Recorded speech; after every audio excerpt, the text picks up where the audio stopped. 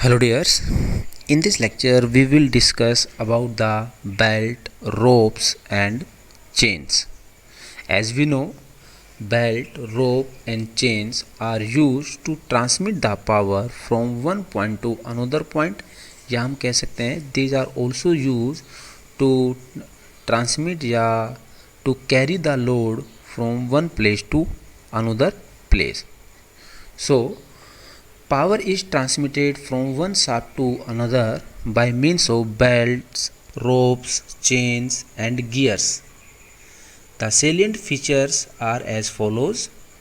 Belts, ropes and chains are used where the distance between the shaft is large.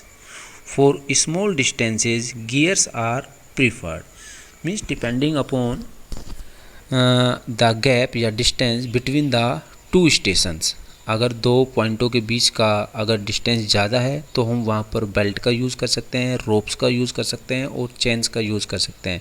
लेकिन अगर दो point के बीच का गैप या डिस्टेंस कम है, स्मॉल है, तो उसके लिए हम गियर्स को यूज़ कर सकते हैं, क्योंकि गियर्स की हेल्प से हम विदाउट स्लिपिंग मैक्सिमम पावर को ट्रांसमिट कर सकते हैं. Belts, ropes and chains are flexible type of connectors, means they are bent easily.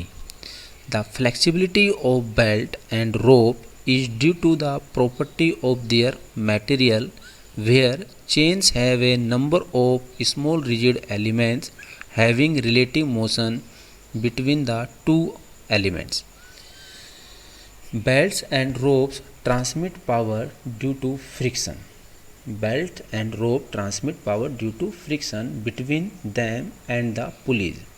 If the power transmitted exceeds the force of friction, the belt or rope slips over the pulley. Means कि जो belt होता है that is mounted on the pulleys. If belt और pulley के बीच में अगर proper अपने पास friction हो रहा है तो मीन्स जहाँ वहाँ पर there will be no slip and we can transmit the power properly. But अगर बेल्ट और पुली के बीच में स्लिपिंग हो रहा है तो it means we can not transmit the power. तो जो आपके पास पुली होगी वो एक्सिस के अबाउट रोटेट तो करती रहेगी, लेकिन अपने साथ साथ बेल्ट को कैरी नहीं करेगी. Right. Belt and ropes are strained during motion as tension are developed in them. तो जब हम बेल्ट की हेल्प या रोप की हेल्प से जब पावर को ट्रांसमिट करते हैं तो बेल्ट के अंदर अपने पास टेंशन जनरेट होगा. तो एक एंड पर अपने पास टेंशन्स होगा और दूसरी पर अपने पास क्या होगा, कंप्रेशन होगा. So due to which tensile force और compressive force will act owing to slipping and straining action. Belts and ropes are not positive type of drive, means their velocity ratio are not constant. On the other hand, chains and gears have constant velocity ratio.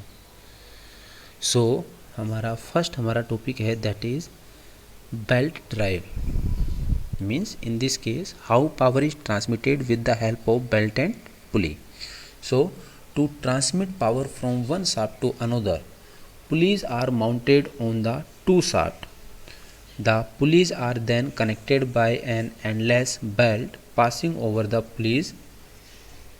The connecting belt is kept in tension so that motion of one pulley is transferred to the other without slip. The speed of the driven shaft can be varied by varying the diameter of two pulleys.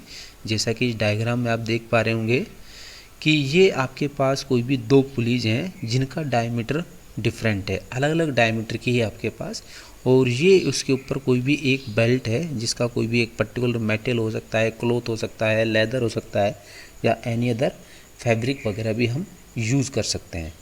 तो that is the कोई भी जो belt होगी उसकी particular thickness होगी, तो जो उसका इनर सरफेस होगा which makes contact with the pulley surface is called the inner face and this is called the outer face. Okay.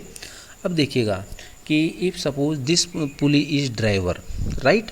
If हमें इस पॉइंट से इस पॉइंट पर पावर को ट्रांसमिट करना है और हम सिर्फ इस पुली को ही क्या कर रहे हैं, पावर दे रहे हैं. तो मीन्स जब इस पुली को पावर दे रहे हैं तो ये पुली जब रोटेट करेगा तो ये ड्यू टू फ्रिक्शन मीन्स अपने साथ साथ इस बेल्ट को भी कैरी करेगा अगर वहाँ पर स्लिपिंग नहीं होता है।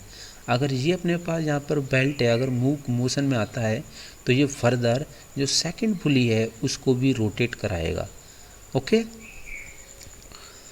सो for an unstretch belt means जिसकी लेंथ में अगर कोई चेंज नहीं हो रहा है, the outer and inner faces becomes in tension and compression. अपने पास टेंशन और कंप्रेशन में आएंगे inner surfaces. In between there is a neutral section which has no tension और compression. Usually this is considered at half the thickness of the belt. Means कि जो आपके पास इनर होगा, इनर सरफेसेज है, यहाँ पर आपके पास टेंशंस होगी, अब दूसरी फेस पर आपके पास कंप्रेसिव फोर्स लगेगा, लेकिन जो इसका सेंटर पर थिकनेस का जो सेंटर है वहाँ पर ना तो टेंसाइल फोर्स लगेगा और ना ही वहाँ पर कंप्रेसिव फोर्स लगेगा, उसको हम न्यूट्रल सेक्शन बोल सकते हैं। तो usually this is considered at half the thickness of the belt, मतलब जो बेल्ट की जो थिकनेस उसकी होगी उसके हाफ पॉइंट पर यानी कि उसके मिड पॉइंट पर न्यूट्रल पोजीशन होगा। The effective radius of rotation of A pulley is obtained by adding half the belt thickness to the radius of the pulley. So these are the different diagrams which shows the type of belt. There may be different types of the belt, such as a belt may be of rectangular section known as flat belt or a trapezoidal section known as V belt. In case of flat belt, the rim of the pulley is slightly crowned, which helps to keep the belt running centrally on the pulley rim. The groove on the rim of the pulley of a V belt drive is made deeper to take the advantages of the wedge action. The belt does not touch the bottom of the groove owing to wedging action. V belt need little adjustment and transmit more power without slip as compared to flat belts. Also, a multiple V belt system using more than one belt in the two pulleys can be used to increase the power transmitting capacity. General, these are more suitable for shorter center distance. For power transmission by ropes, grooved pulleys are used. So we belt का हम generally use करते हैं जब आपको efficient power transmit करनी होती है without any slip या without any loss of energy. The rope is gripped on its sides as it bends down in the groove reducing the chances of slipping. Pulleys with several groove can also be employed to increase the capacity of power transmission and these may be of two types. Using a continuous rope passing from one pulley to the another and back again to the same pulley in the next groove and so on. Using one rope for each pair of grooves. The advantage of using continuous rope is that the tension in it is uniformly distributed. However, in case of the belt failure, the whole drive is put out of action. Using one rope for each groove poses difficulty in tightening the ropes to the same extent, but with the advantages that the system can continue its operation even if a rope fail. The repair can be undertaken when it is convenient. So nowadays we use V belt for efficient power transmission, and it is also used for short distance. So we end our lecture